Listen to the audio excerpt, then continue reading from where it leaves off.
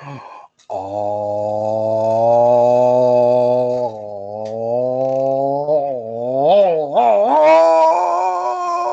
ahoy, and welcome to a brand new edition of the Ramble on About Movies podcast.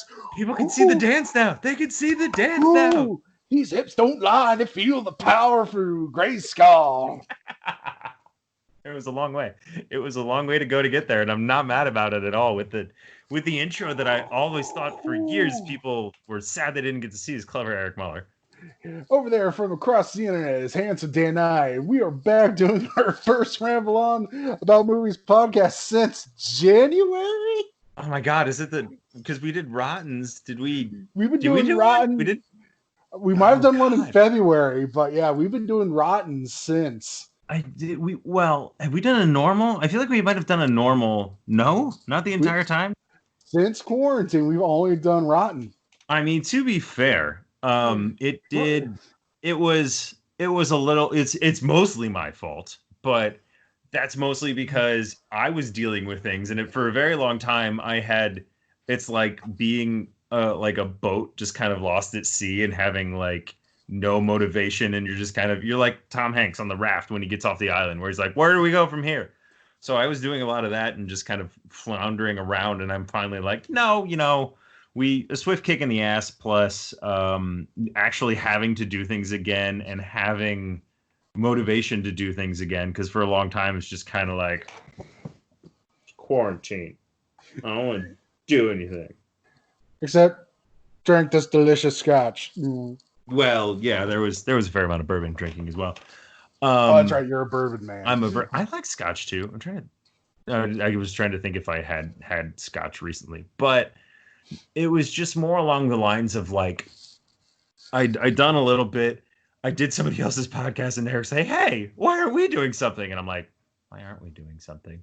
Mostly I was being lazy. That's the swift kick. That was the swift kick. It was mostly me being lazy, and then I just felt kind of bad, and I'm like, I've left Eric kind of high and dry. And then it's like, we can do things, but it's also like, so mostly when we were recording, that was a little bit of where my brain was, but it was a lot of movie news. And the fact that there hasn't been movie news, there also wouldn't have been much. There's literally no movie news. There's no movies. There's no movies. So this is going to be an interesting format because we have some movie news to discuss, but then it's going to be like, where do we go from here with movies? Like, we've both been consuming media and movies, being home most of the time, so we got to talk about that too. Because like, if this was like 2020 the way it was supposed to be, we would have been discussing Black Widow by now. We would have been discussing James Bond. James Bond was in April. No, because they pushed that back. Wonder Woman would be Fast 9. We would be discussing how is John Cena related to Vin Diesel. Yeah, he's the brother he never saw. With a nice little, but then instead we have I will say there's silver linings for me with it's still, for some reason it's harder for me to like sit down and commit to a whole movie, but like we'll go to series that I've watched, because I've gotten through a couple seasons of series, which is a way more time consuming thing than a movie. I know. I power viewed the new Unsolved Mysteries. Yeah, we watched those too. They were so interesting. Oh my God, they were. And I'm glad they at least had one like alien related one. And it was like a good one. I liked it. Bree didn't really enjoy the alien related one. I enjoyed it a lot. But which one was your favorite? I know they're like all horrible events, but which one was your favorite? What was the one after the alien one? It was the mom one who kept like popping. I think that one might have been my favorite because it was like such a stark contrast to the alien one, and it was just like how that person decides to live their life. You know what I mean? Like, oh, here's your brother. Here's this guy who's a really good stepdad. I'm gonna go fuck his brother. Okay, after I slept with his brother, I'm gonna go get this other guy and we're gonna kill this dude. Like, it was almost like Tiger King watching, where it's like, just when you think it can't go any deeper, you're like, oh wait, this whole episode was based on the daughter disappearing. Right. I'd forgotten about that by how much other crazy shit has happened. I still think my favorite one's the third episode, where it's the French family, where like the dad just like snapped and murdered everyone. And he's like a count. Yeah, he's royalty. somewhere. Right.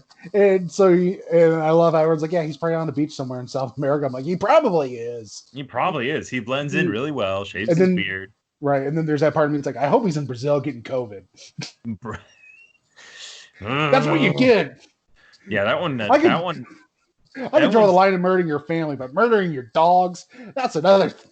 You can excuse racism. Community. I draw the line at animal cruelty. That happened. Oh, there's another thing because that's unsolved mysteries, and this is just kind of how the episode's going to go because we haven't talked face to face in a while. So in one of the things we started watching, literally just started watching this last night. It was a Netflix. I don't know if it's original, but it says Netflix series, so maybe they got it from like BBC. It was called The English Game. So it's about the origins of the FA Cup in Britain. And so it starts off in like the 1890s or 1880s with like aristocracy and like how they have their own soccer team, but then like how the Mill has their own soccer team. And then like I realized, we can kick the ball further than you. Oh, I'd like to see you do that. Fine, we'll meet on the field, we will. Yeah, pretty much. Except it's more like if you combined Downton Abbey with like a soccer movie. Because it's very upstairs, downstairs. Right, all that. I just wanted to do that to make you do a British accent, which I didn't know is something I needed until now. No, I did the aristocrat version. Then I did the Dick Van Dyke. the Dick Van Dyke, the poor man's Mary Poppins. Yeah, you all. The poor man's Cockney. Yep. But no, we're really enjoying it because you have a little bit of soccer. They were changing soccer tactics, which I really enjoyed, and then you have the drama of like a British drama series, which Bree really enjoys. So I think there's only one season on Netflix, or maybe two, but we're only like 4 episodes in. But that's a lot of fun. Well, they just added The Last Dance, so I know you didn't get a chance to watch. They did. That. Yes. I saw that. I saw that when I pulled up to watch The Old Guard today, which we'll discuss later. I was like, "Oh, sweet! The Last Dance added to my list." I'm excited because I knew it was one of those like weird regional things. I knew they had added it to Netflix, not in America. Like if you weren't in America, you could have watched it as it was airing. Yeah, because it was on Hulu first for some reason. Well, because it was on ESPN, and ESPN's owned by Disney. Same with Hulu, so that's why Hulu got it first, even though it's a Netflix film. Right. Yeah, the licensing. So that's why there's like. Well, I was going to say it's like with Peacock, how they're like, we had the Fast and the Furious for one day. Yeah, it was. That was a great article I read. I forget if it was like Hollywood Reporters or Variety or something, where they're like, they're already losing a lot of content. Like, it's bad. I think it's free. Yeah. Well, and they're losing their own content, which is weird. So I downloaded, I got it for Peacock, I got it for Xbox, and I downloaded it for my phone just because, and I activated both of them. But after I got it for my phone, I got an email where it was like, you can have 90 days streaming free. I got that too. I got that email, and then I'm going to sign up for it. And I'm telling Bree as I'm doing this, I'm like, I'm going to sign up for this unless it asks for my credit card information. I get to the last page, it asks for my credit card information. And I'm like, I'm not doing this because you're just going to start automatically charging me after 90 days. I could cancel it. Yes, I know, but I'm lazy. But no, see, I read the email. It's good until October. So I'm waiting until September 30th. Then I'm going to get my free 90 days. Ooh, solid bonus. I'll have to remember that. So I already gave you my great password. Oh my God. You texted it to me. I can't remember what it is. Well, don't remember it out loud. No, I'm not going to remember it out loud because I can scroll up. Yeah, if they were wanting to do that. But I was going to say, we're talking about Peacock. We can talk Psych too. We could talk about the Psych bracket we did. Yes. Because that's another thing we've been catching up on during all this. The madness that I watched the first movie day of, actually.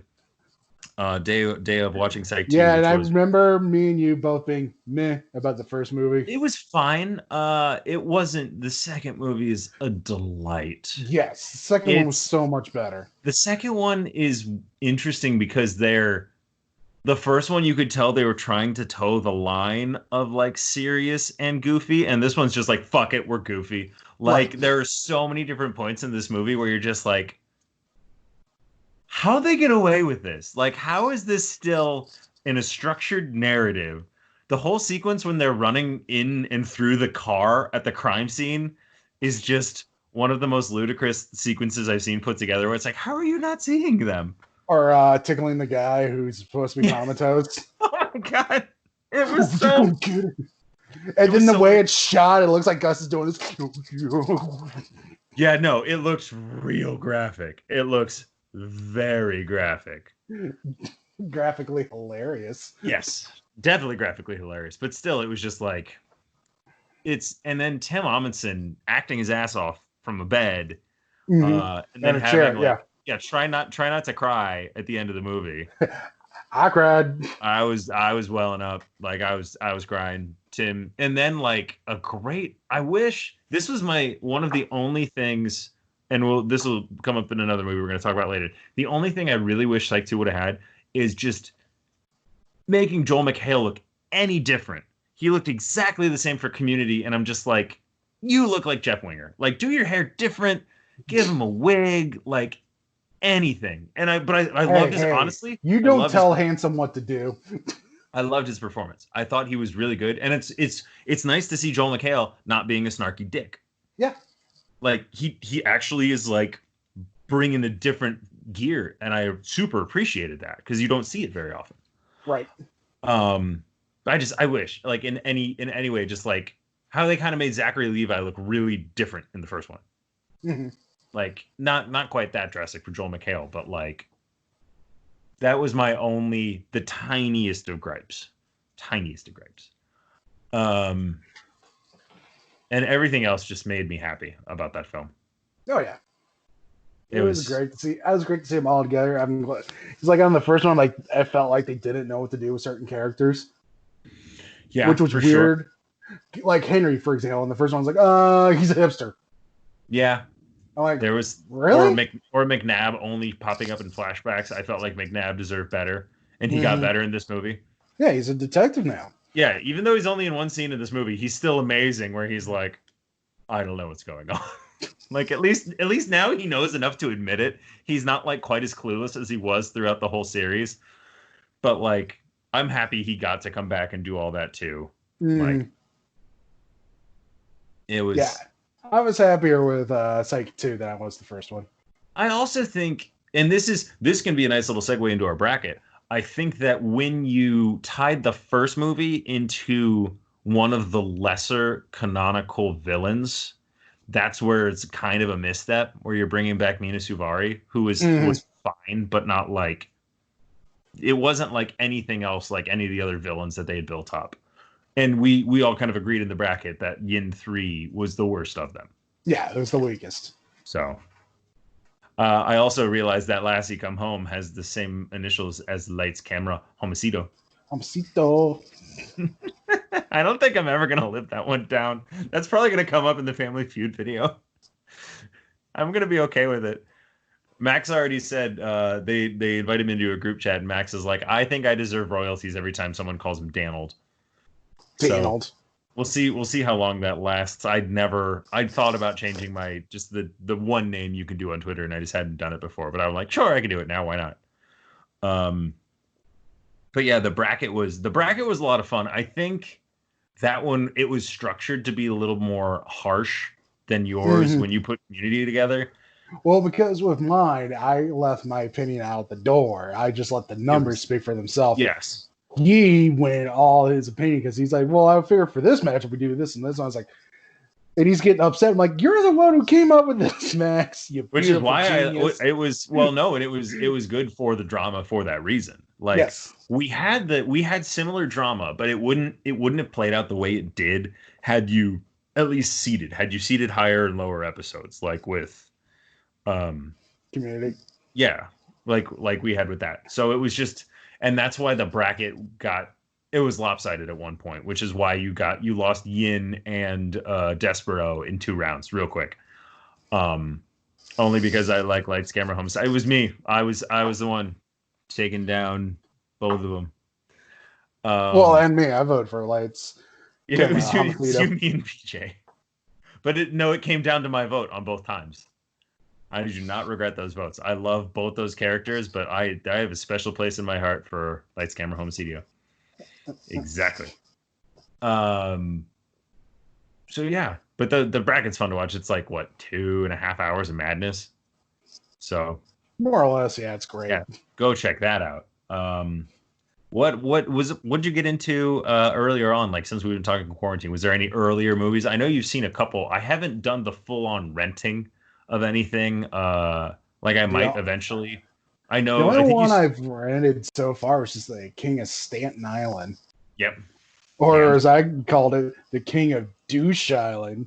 Oh! oh, Oh! Zinger! got him. Take that, Pete Davidson. Take that, Pete Davidson. You seem genuinely like a charming person. Right, you seem like a genuinely good dude who's going through some issues, and I have no problem with that.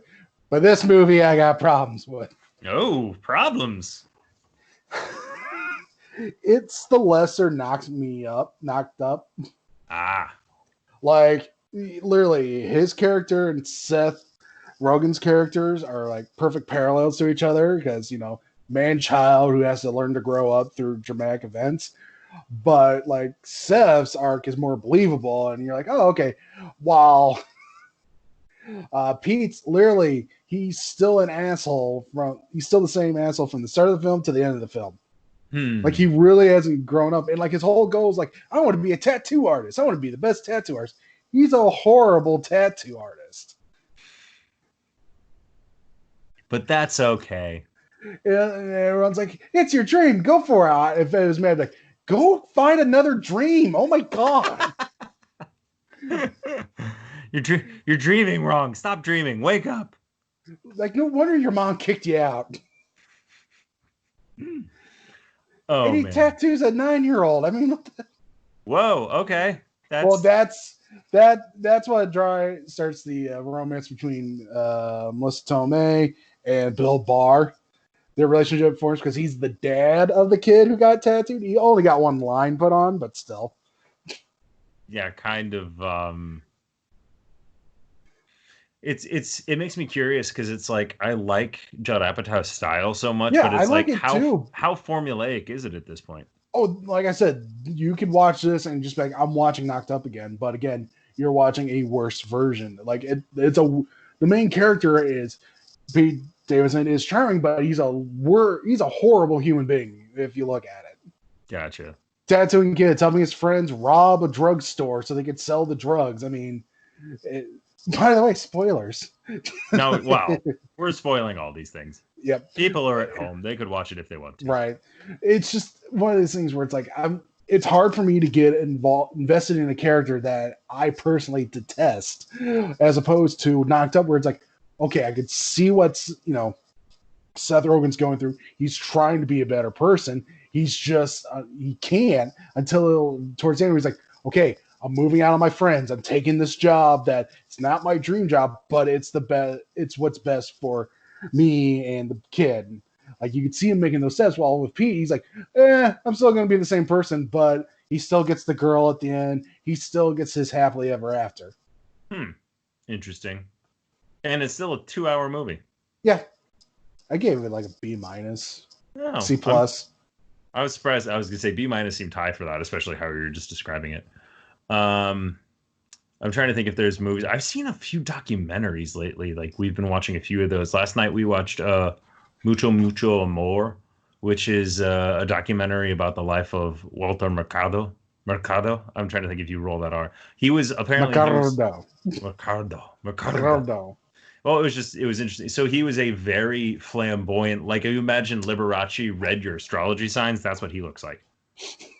And he was from Puerto Rico. It was a really good documentary because everyone was saying like it starts off with like Lin-Manuel Miranda talking about him, and like everyone knew who he was, and he was super huge in like the late 80s and 90s. And then obviously you hear like his rise in his height, his fall from grace, and it was only produced like 2 years ago. Really well done documentary. Really, really, really enjoyed it because we watched that. We watched all of the Zac Efron Down to Earth. Where he's got his dad bod. Go fuck yourself, Washington or New York Post. Whoever said that, I think it was New York Post. Like, that's not a dad bod. No, I just put that. I just like retweeted that too, and I was like, normal. I think I said normalize having healthy weights, you cowards. Yeah, he still has a 6-pack. Yeah, he's literally, you know what it is? The The only difference, difference between him and that picture and Baywatch is it's not as defined and more chest hair. it's well, and having done obviously nothing as Why am I drastic. looking at Zac Efron's body in such great detail? I don't know. I mean, I know why I am, and I'll tell you because he's an attractive man. Yeah, he Have, is. have you looked in those eyeballs lately? Come on.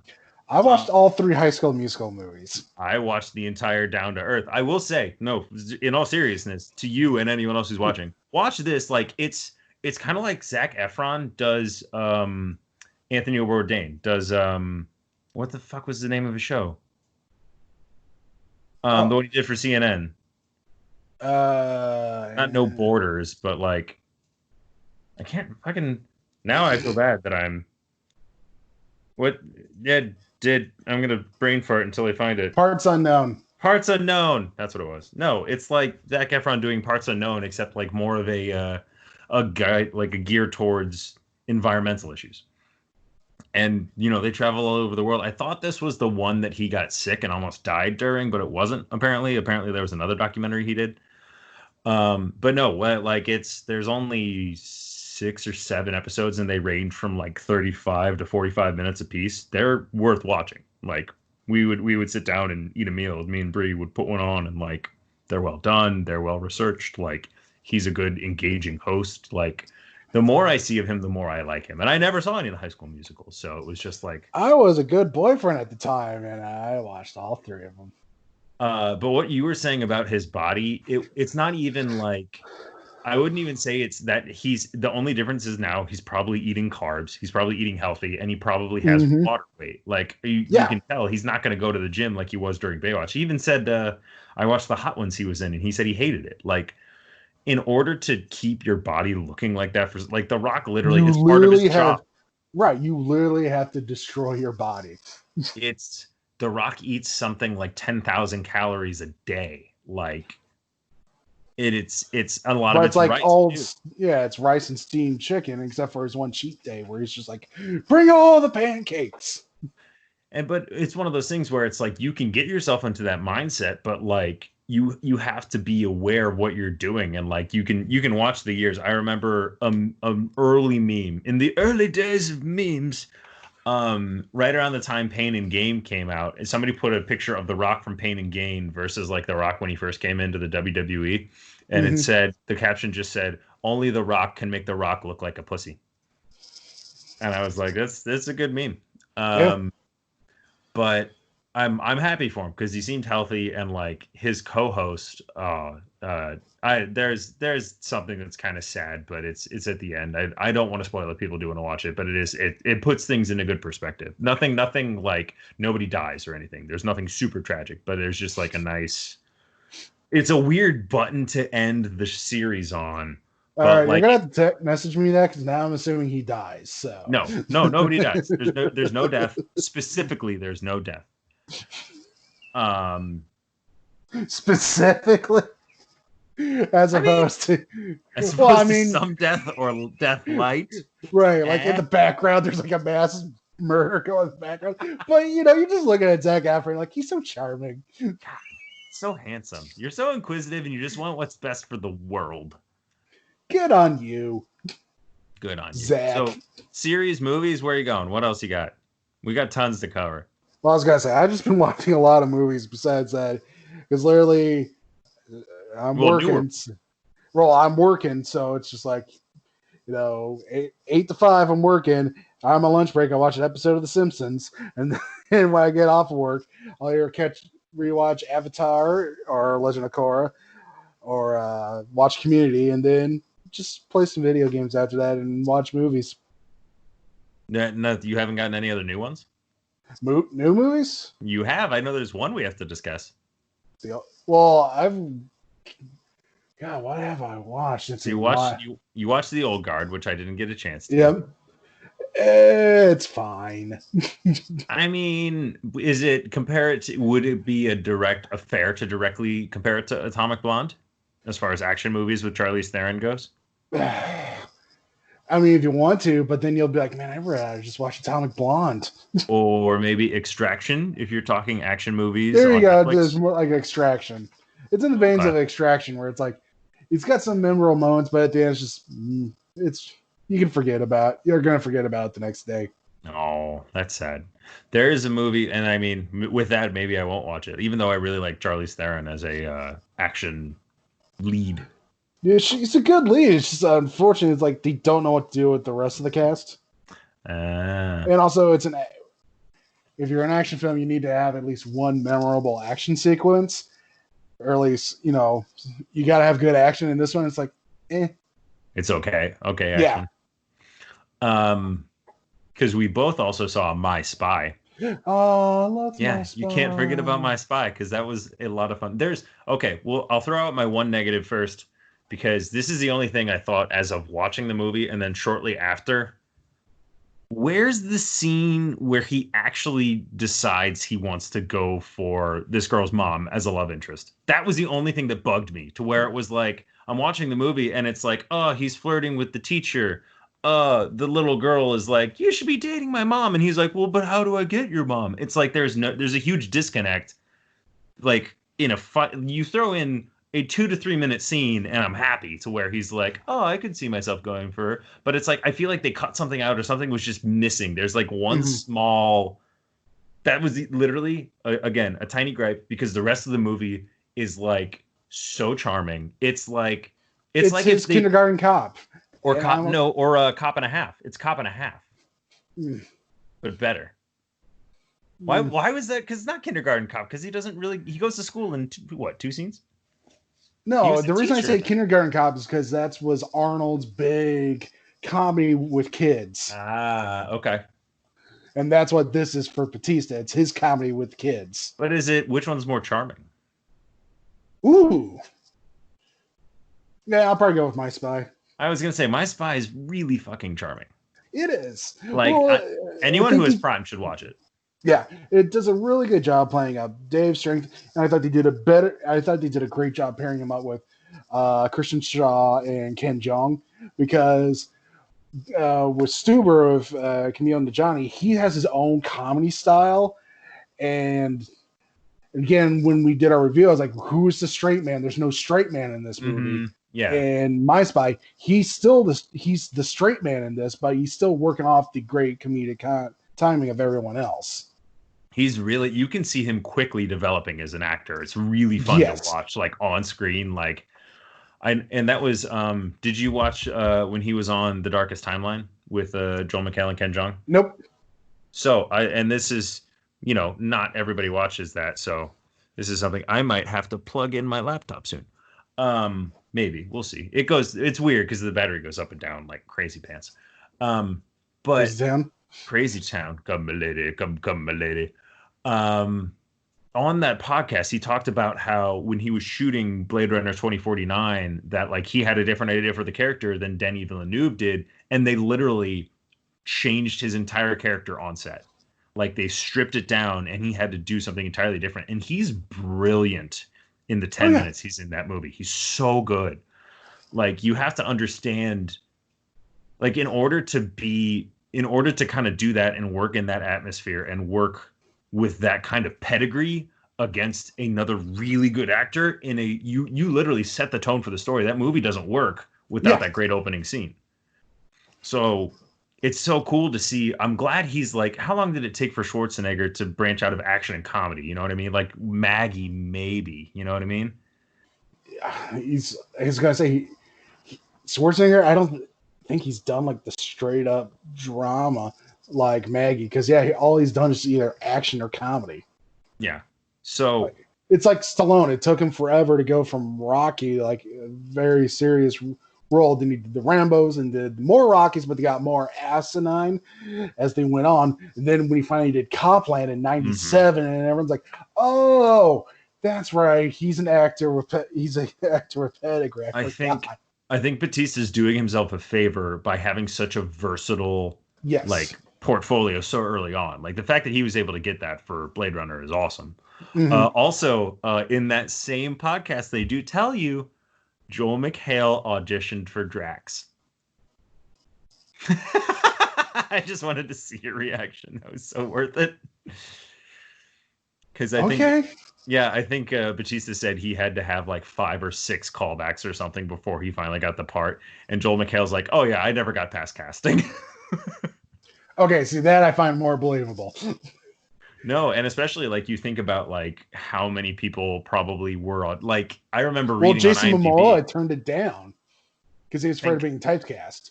thank God, thank Yeah, God he turned it down because I can't think of anyone else other than Batista, like at yeah. all. But so My Spy is a lot of fun. Oh It has yeah. that like good action scenes. It has some good 90s nostalgia feel. And the jokes work in this Oh, one. The so many humor of is them too. great. I was shocked. I was like giggling most of the Yeah, whole time. like I get the beginning where he's like, "Oh, this cover's blown." It's just like, "Oh, thank God, I'm so tired of this." And then it's like the Yeah. slow motion. You see all that. You see like the one guy's head flying, Mm-hmm. and then it's like him just driving through, trying to think a song to drive to when he's trying Yeah. to get out. Yeah.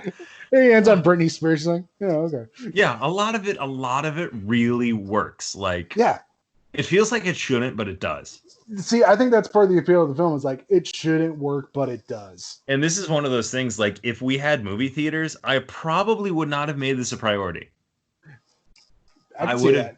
I would have been I going to see other This things. probably would have been one of those ones where I'd probably go see, so that way we could review it for for the podcast. You might, but this is also one of those ones that has that overlap for me because I love action comedies. Yeah, So maybe but like you said, it may not have been. I'd probably see it before you, probably possibly. like a week before you, and it'd Mhm. literally just be me going, "Dude, go see this now." Let's see it. I want to talk about it. Oh, he's punching on that big keyboard again. Go look at Other the the video. other the palm strings rotten for that one. Let's see. So other movies I've watched, Scoob. Oh, you watched Scoob. I did. Okay. It And was. It's enjoyable. It for what is it? it Okay. is what it is. I mean, I feel like your review has softened since you first told me about this. no, I've been consistent. Okay. It's a kids movie. I mean, what do you want me, a 37-year-old man, to be like? Well, you know, they could have done this a lot better. Where's the serious tone in this? Where's the stakes? I mean, you could be saying that. But I'm not. I mean, Mark Wahlberg's great in it as Blue Falcon. Blue Falcon. Yeah, like this is literally like the Hanna-Barbera MCU starting in this movie. It'd Oh be really no. like you have Captain Caveman in there, you have Wiley Whiplash and his dog. Like you have so many callbacks that are Hanna-Barbera. It's like I'm always like, who is this movie for? Because the kids are going to be like, okay, it's funny, talking dog, whatever. But a lot of the references are going to go right over their heads, and like we might get it because we watch Hanna-Barbera cartoons as kids, but not that much. And like our parents who are older than us aren't going to want to watch it because like it's a kids movie. Why do I want to watch Scoob? That's it. That's a great question.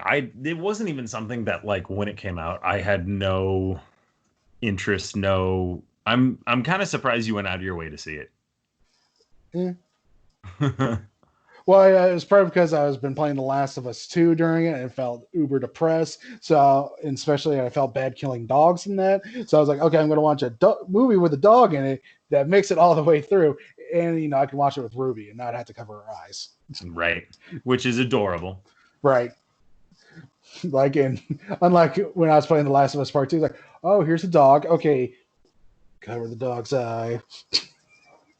It's dark. It's dark So dark. times. And then the other, because there's one movie I know me and you both saw, we can talk about that later. And the last movie I've seen since we've gotten together is probably one of the worst things I've ever seen. And that was Artemis Fowl on Disney Plus. No wonder they buried it on Disney Plus. That movie was going to go to theaters. I've heard nothing but terrible things about it. And it is terrible. Like, I never read the books. I had a friend whose kid explained like the full details to me. I was like, if I'm like I was like a preteen who was all excited to finally watch a movie based on these books, I'd be surely disappointed. And also, I can't get past Josh Gad's Christian Bale Batman voice. Oh no. There's a storm on the horizon. No, it's like he's like, I'm a giant dwarf. Hey, I'm gonna eat this and then poop out sand. You think I'm joking? That actually happens in the movie. Oh boy.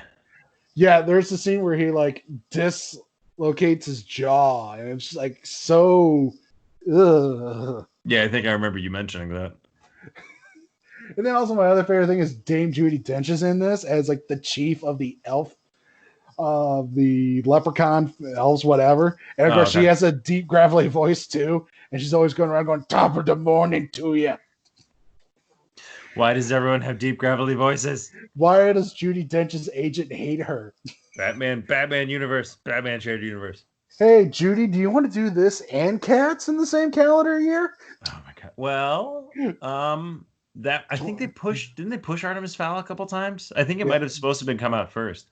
yeah, it was supposed to come out September of last year, Yep. which Cats was released at Christmas of last year, so it's Mm-hmm. still the same calendar year. Poor Judy Dench. You're You're female knighted, damed. Is that a word? there. Yes, she's damed. She's She's sired. Dame Judi Dench. I guess you could do damed as a verb. I didn't never tried.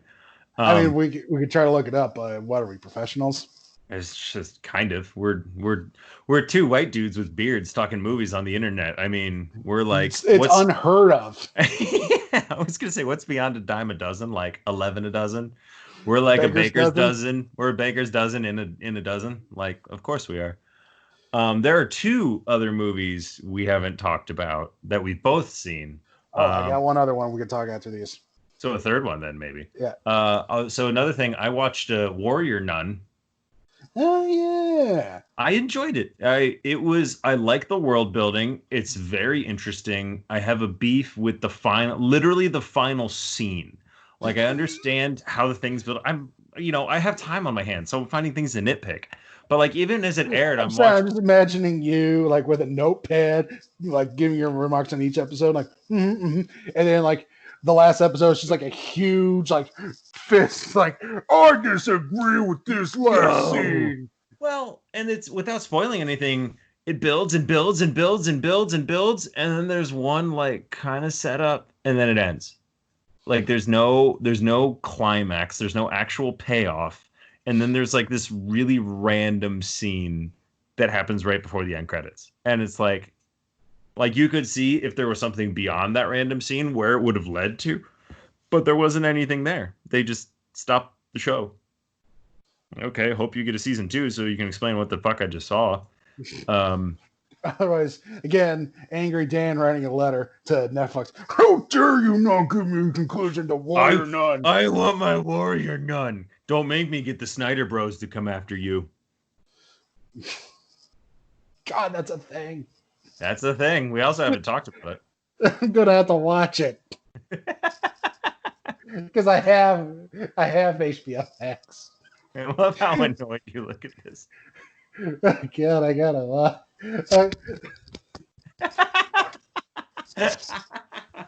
This is this is the most like Jack Black I've ever seen you. I just. Yeah, that's a really good Jack Black. Thank you. I won. I got second place in a lip sync contest doing Tenacious D. So, No boy.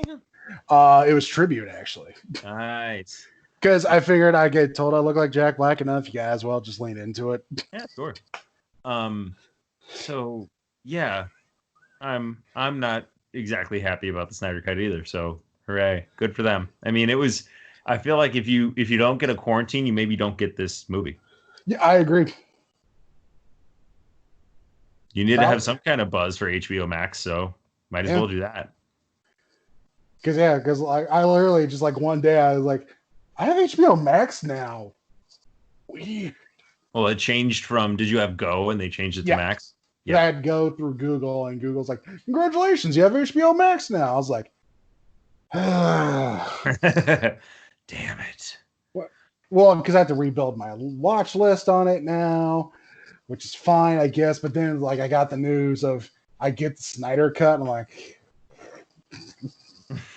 so pouty. I don't want to do it. It's more that it's more that everything like cool. I understand the artist being able to finish their creation, but I don't like the fact that you had to give in to so many angry fanboys who were like, really, the Snyder cut. Like Right. that's my issue, where it's Because here's just the like thing. It wasn't an actual cut. They had to spend $30 million more to complete his cut, 30 to 40, yeah. which means they're still going at a loss just to do what? I don't know. And especially with something that they're already kind of staying away from. I suppose we could tie this into the Michael Keaton news because we haven't talked about that either. And Yeah, now because that's when you went on that other show. so surly over there. It's okay. You came on the other show too. Oh yeah, of course. Again, I thank you again, PJ and gang, for inviting me. I hope I did good enough to earn a comeback. I doubt it, but Oh, I'm sure you're fine. It's just that we'd have to find a night where it's not you're staying up till past midnight because you have that normal work schedule thing because they record West Coast hours. So yeah, no. See, I'm fine any Sunday now. It's just unfortunately that particular one. The next day I had to get in early. So hey, fun. I got my 5 hours of sleep. I was ready to go. Bro.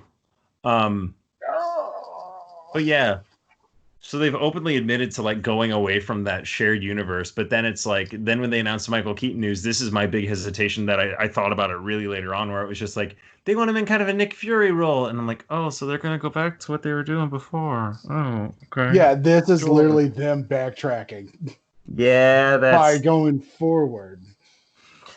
Cool, DC, super, super cool. Whatever. I need to get a wide erase board so like I could be like, so they're doing this. They're just drawing a circle. They're going with arrows around and around and around and around. So yeah, what is the movie you're thinking of that we both saw? Euro Song. Yes, that was one of them. So there's another one. Eurovision Song Contest, The Story of Fire Saga. There it is. Or as I call it to explain to people, it's Will Ferrell's Pitch Perfect. Yeah, I could see that. I also think it's Will Ferrell's Pitch Perfect 3. Ooh. I like that exiting. I'm sorry, Will. I'm a fan. I'm just between this and Sherlock and Holmes and Watson, you pump some brakes. I think this as I watched it pretty much in two parts, like one half yesterday, the other half today.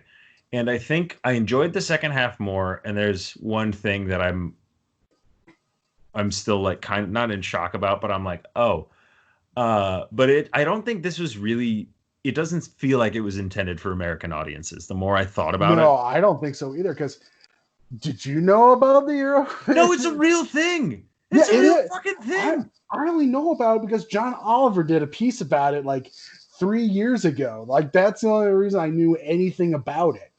Sing ya ya ding dong. Ya ya ding dong. Ya ya ding dong ding dong. I mean that song slaps, but it's a banger. It's a banger. I also love Pierce Brosnan being just the extremely handsome, disappointed father. Yes, and they even say it a couple times. Dan Stevens is definitely having a ball in this. Like he was. I'm getting more and more respect for Dan Stevens when I see him and stuff. I'm like, for sure, this guy, he gets it, and he has fun. You can tell when he's allowed to have fun, he has fun. Yeah, but he clearly had fun in this one. Like the more I thought about this movie, the more I'm like, you're trying. Like you can see Will Ferrell trying to inject his humor, but you can also see where a lot of it is just like not geared for an American audience, which I didn't realize until I started watching the second part. And this is a true story. There's an Icelandic band that I've heard of before, and they use a couple of their songs in the second half of the movie. And a buddy of mine in high school turned me on to them, and they're extremely atmospheric. There's a band called Sigur Rós. And I've always thought their songs were very cinematic, and then they came up in this movie, and I'm like, they're cinematic, but not for a comedy. Grumble, grumble, grumble, grumble. But grumble. But I love the songs so much, so it's kind of like it's hard for me to dislike what they were trying to use them for. And it's like I love the music in this. Like whoever Rachel McAdams is lip syncing for has a Yep. beautiful voice. Mhm. I like Demi Lovato's cameo in this and like her ongoing joke of being the unhelpful ghost. Oh, that's who she was. Okay, I Yeah, couldn't tell. I thought That's that fun. was just hilarious. Like you're a very Yeah, that unhelpful was good. ghost. This movie, it does have its moments. Like this movie, Oh, legit has its moments. yeah, or like the elves joke that like The they elves. And I love the door slams. Like, I'm gonna leave the knife in case you need to do more murders. like I thought that was a great like payoff to the whole thing. I was like, okay, Yeah, start. a little convenient, but you know the whole movie was, so it's Well, fine. yeah, it's all convenient. Well, that's how if you look at it, most comedies are. It's just a story of conveniences. Yes. We've plowed through a bunch of movies and we haven't graded any of them. Should we? Do we care? No, Okay. There was one other thing we've seen that I literally I can't stop. And I didn't understand the phenomenon or the culturalness. Yep. You're just gonna sign it all out. Oh my god! Like literally, I wake up. yeah, These I'm rushing with songs my are sign in my language. head. H L L L A. E. You spelled that wrong. L-A. That's not how it's spelled. Yeah, I know. So it was one of those things. I don't even think we discussed the topic before just because it was never a movie topic. But I had I mean, never. I brought it up when I was all worried that Cats was going to prevent any future movie musicals. And I was then like, Hamilton. I'm never going to see Hamilton. And then Hamilton drops on Disney Plus, and it's like a fucking bombshell. I think they said the downloads of Disney Plus increased 47% worldwide when Hamilton came onto it. And like I get it. So like I knew of the cultural footprint of this film. And I knew like I understood like people were obsessed with it, but it was one of those it was for me it was kind of like Book of Mormon. Like I went into it blind and I'd heard none of the music. I heard like titles of songs and that was it. And I had no idea what to expect. And I went into Hamilton blind and like watching it for the first time. I watched it again because it's a 3 hour endeavor. So I watched the first act one day and I watched the second act the next day. And oh, now you're looking it up. I mean, at this point, I just have to. That's T? Okay. Yep. N. Okay. But literally, like the first act, I just was permanent goosebumps, and like I was almost crying through most of the first act just because I was blown away by how well it was, like how well done it was. See, I was fortunate enough to see it in Columbus when they were touring. Because I Okay. actually had a friend of mine, Michael. He got in the lottery. He got 2 tickets, and he wasn't happy with all of his other friends. Michael's a coworker of mine, so he's just like, "Here, Eric, you want to go with me?" I was like, "Oh my god!" So we went downtown. We had dinner together. Like that's how I paid him back. We had dinner together, Hmm. and then we went and saw Hamilton. And I was like, "This is one of the most romantic nights of my life, and I'm spending it with you." Was But it? yeah, How did the filmed production compare to the live thing? well, it's a nice contrast because when I saw it, I was at the Ohio Theater, and I was like way back. Like I wasn't in the balcony, but I was like way back. Hmm. So you got that one view right there, but it was nice to actually see everything, nice close-ups, and to see the original cast Hmm. was amazing. Yeah, because I remember it came out on the third, and the second my wife woke up, Sarah woke up. I made us breakfast. I'm like, okay, we're watching Hamilton. She's like, it's like, yes, we're watching Hamilton, and now she's hooked on it. Yes.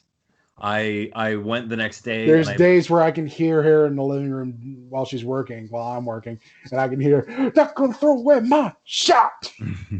no one else was in the room where it Where it happened. happened. Room where it Where happened. it happened. Yeah, it's just there. I literally wake up days with these songs in my head. Like I wake up and I go down and I start making breakfast. I'm like, how is this already like la da da da da la da Da, da da, da da da, da da. da, da, da, da, Like there, da. I get it, and I think even Nate was like, I said it somewhere online, and Nate pushed back, just like not mean, but slightly, and I was like, I don't ever want to see a film version. I understand why Lin Manuel Miranda is like, no, this is it, Like, because I think you lose a lot. I mean, it's already 3 hours as a stage production, and you can see there's no fat anywhere in that production. Like, Mhm. I downloaded the soundtrack after it, and I've listened to the soundtrack a couple times as well. And it's, you know, almost it's beat for beat the same, maybe a different note hit different here or there, but like it's the original Broadway cast recording. So listening to that, like you're gonna have to add time to make things make sense in an actual filmed version. And Yeah. it's and it like I think about Les Mis and how like sure it was well done, but like was anything gained by putting Les Mis into an actual theatrical movie? You know what I mean? Like what would you gain adapting Hamilton from the stage? I think the stage is a perfect vehicle for this. Yeah, no, and because the story of this was they filmed it over 3 performances, and like Lin Morel was sitting on it, and that's when he got into the whole bid for it, and got to Disney for 75 million, and it was originally supposed to be released in theaters next year.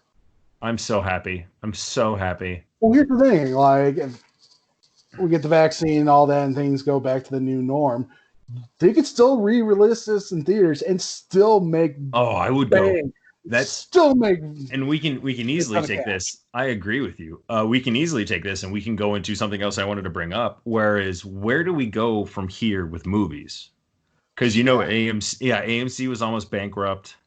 Luckily, they got somebody to give them enough money, so they're good until next year. Okay. So, honestly, what I think is just don't release anything until next year, which I sucks because we're literally missing a year of movies. I think they should have a more hybridized version. I think movie theaters have kind of priced themselves out of the market and like things are so like unless you're a tentpole movie box office or you're a horror movie unless you're designed to make a profit like movie theaters themselves have not been a sustainable model for a long A time long time. unless you're doing not a marquee movie but you're doing a digital like a different theater experience. If you're doing IMAX, if you're doing IMAX Mhm. 3D or you're doing a Dolby like digital cinema, you have like I'm going to pay for that to see a big action movie on that screen because I know the experience is going to be different. But like I'm not going to do that for my spy. You know what I mean? Right. Like there's Like, yeah, so we mentioned it earlier, like, it would not be in a high priority for us to see it. If we did see it, I know we'd wait till the matinee where we're only spending $5 for it. sure. Like that's what I think. I think they're going to have to take a good long look and I think you're getting I wouldn't be surprised if we get a few more big titles coming out direct to VOD, kind of like King of Staten Island, kind of like My Spy went straight to streaming, but I think you might get a couple more rentals. So I'm surprised Scoob was a rental to be honest. Um Well, because eventually it went to HBO Max. yeah, for after a couple of Well, weeks. here's the thing, like, it makes more sense in the world right now and for the model for the family films to be available to rent because it only costs $20 to see it once, as opposed to if you want to take the kids to go see them, it's going to cost you 60. Yeah, you're getting close to that. Like if you go opening night and you're getting concessions, at least 50 to 60, Yeah. depending on where you live in the country. Um, it's such a different like you have to think about like adapt or die at this point. Yeah. Like And I mean, it's unfortunate because, we're we're two bearded guys on the internet who love movies, and what's going to happen when there's no movies? you get much less episodes because we haven't thought of more creative ways to keep doing content. We did spoilers things for a while and then it's kind of like, we could do that more if we wanted, but it's actually nice to talk about new things as well. Right. So I don't know. I'm really curious. I know filming is starting to resume on certain projects, especially ones of those that aren't filming stateside. And you if anyone's listened to our podcast for a long time, you don't need us to go into our political views because they're pretty obvious. They're obvious by our fucking shirts, man. Um, massive. Today would be a great day for Brian's Taylor's killers to be arrested. Breonna Taylor's skills to be arrested. Yeah, it would. And so would yesterday or Now, tomorrow. of course, on the event where if you're listening to this and they have been arrested, what took so goddamn long? Yeah, right. Awesome. And I hope that that's a thing, man. If anyone could speak that into existence, let alone us, like that's Maybe If I that's wake when we'll up shut down. tomorrow and that happens, I'm calling off work. I don't know what I'm doing. I'm just like, You're gonna party. Gonna right? fucking party. I will say, on a lighter note, Skype call you. I think I am going to do a new, as long as it's still, I want to check and see if it's really cheap, because there was a movie I wanted to rent, and it was $1 on Amazon to rent this movie. And if it's still this cheap, I may watch it tonight, because I kind of wanted to watch this movie when it came out. It was like 99 cents, not even joking. Is it still there? Is it still that cheap? Tell me. Yeah, it's still $1. Wait, maybe not on Amazon, but on Weird on YouTube. Anyway, it was Terminator Dark Fate. It was like $1 on Amazon for like a few weeks. I wanted to watch it. Sounds fun. Sounds interesting. Yeah, I saw The Five Bloods. Yes, that was the other one. We didn't talk about that one yet. And you said you really enjoyed it. I did. Yeah, that movie's great. I have a coworker who's done nothing but watch Spike Lee movies. He said, "Yeah, this is probably Spike Lee's best movie in a long time." Wow, that's nice. That's high praise too, coming out after Black Klansman. Yeah, I know. I was like, really over Black Klansman? He goes, "Yeah." Okay, then yes. Now I have to add that to my list. Did I send you a picture of my to watch list? No. The little. I'll have to go downstairs because I made I think you may know better than anyone else. I have a bad habit of getting movies and then not watching them. This is true. And so I took all the ones that either I haven't watched in a very long time and I don't remember, or I've never opened and need to watch. And I have a list or a collection about this big of Blu-rays and DVDs where it's just like, I need to sit down and put these into my soul. Some of them are like, I did one the other day where I hadn't watched Secret Life of Walter Mitty in a while. That actually wound up being a really good pairing with Eurovision. I thought about that afterwards because Walter Mitty goes to Iceland and Greenland. Yep. And I'm like, this pairs really well. And I didn't even intend that. Oh yeah. So back to The Five Bloods. Yeah. So Go ahead. Main reason I loved it is Delroy Lindo's performance in this. Right now, he is my front runner for best actor performance. Of course, if there's an Oscar, so whenever he's nominated, yeah. Yeah, but he better get the nomination because he is so good in it. And did you see The Last Black Man in San Francisco? I did not. Okay, I was going to say because Delroy's son is played by Jonathan Mayers, who was in that, and he's actually going to be in that new HBO series starting next month, I believe. Craftville. I forget what it's called. It's like a horror TV show. Lovecraft Country. Yeah, Lovecraft Country. Gotcha. Yeah. Cool. Yeah, and also I like what Spike Lee did because so the movie's set in the present, but they do have flashbacks to the 70s, and instead of de-aging, he did like the anti Scorsese, where he's just like, no, they're just gonna be the same guy. We're just gonna change how the film looks, like the movie looks, to show that they're in the 70s. Nice. I like So that. You don't need to de-age them. I like that. That's nice. And you also have Chadwick Boseman in this, so good. Wakanda. Good for him. I've just seen that GIF where it's when Green Book was nominated, and you had Peter Farrelly talking about Green Book, and then the whip pan to Spike Lee, just like sitting there looking like, oh boy. But yeah, movies are still a thing, thankfully, keeping us all sane. Lots of other people, and I feel like maybe that was another reason to bring it full circle. Maybe that was another reason I didn't feel too stressed to like get myself back mentally where I wanted to record it, because there are so many other people just focusing on putting out content, like, and we were always just, we're going to do this when we want to do this, and I wanted to do it. So you make it sound so dirty. Do it. I mean, it is kind of dirty. It's dirty talking about movies. Swearing. The Emperor said that when he had his kids. Do it. Do it. But didn't he say it more like curtly? Do it. Do it. I still haven't seen Rise of Skywalker again. It's on Disney Plus now, isn't it? Yep. Do you want to hate watch it at some point? I'll drink and you can watch me drink and we can have fun. I'm not going to take, I won't take shots when X happens because I'll be fucking hammered. Right. But yeah, no, we should totally do a hate watch together sometime. Yeah, I mean, we could do that. Could be another thing we could put up. We could do commentaries. We could do watch-alongs. Yeah. I did do I don't know if we'll. I was asking PJ a little bit about how Streamlabs works. I don't know if I'm ready to fully switch over, but it's possible for us to do. It's just something I was considering. I don't know if I will because it's again effort, and you all know I put in the bare minimum effort to get our shit out. It's also he does bare minimum to keep handsome, and yet here he is. I mean, thank God. This genetics. Thanks, genetics. Thanks, Dad. Thanks, Mom. It's not. You can see you got quarantine hair. Wait, hold on. Ooh, this is much more like college aged emo flip. Yeah, here I am. It's the same. We got to go talk about our band. We're artists, Dan. We don't talk about our band. The band talks for themselves. Band talks for us. I don't read the script. Script reads me. All right. Well, I'm happy. I told you this was going to go longer. So over there across Columbus and the internet is clever Eric Muller. Across the internet over there is handsome Dan and I.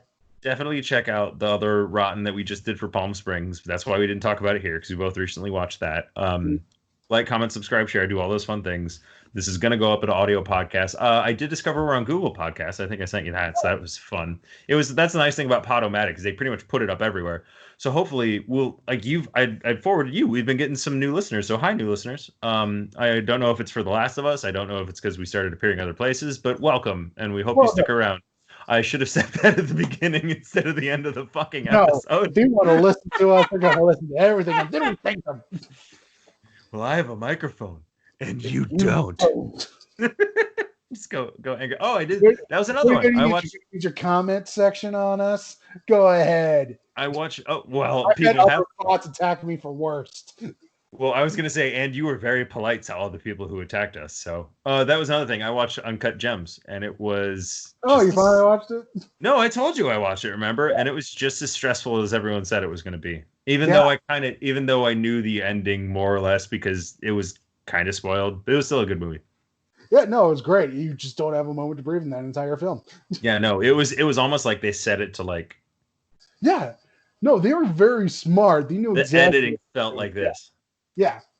But yeah, that was this episode. If you have things you want to talk us about is what I was about to say. Yeah, I'm glad talk to us about. Please leave us a note. Yeah, all of the above, and perfect because I have to plug in my laptop now. It just gave me a little dingy thing. If you want us to address anything or do other stuff, let us know, and we will do those things. Thanks for tuning in. We're back, with the buttons. I don't know who's going to be on what side because Skype is weird. Right, yeah. We don't know. We'll find out when I download these in like 10 minutes. But as always. There, now you got it. Thanks for tuning in. Ramble on. That worked. Oh, do this little clap. We're done.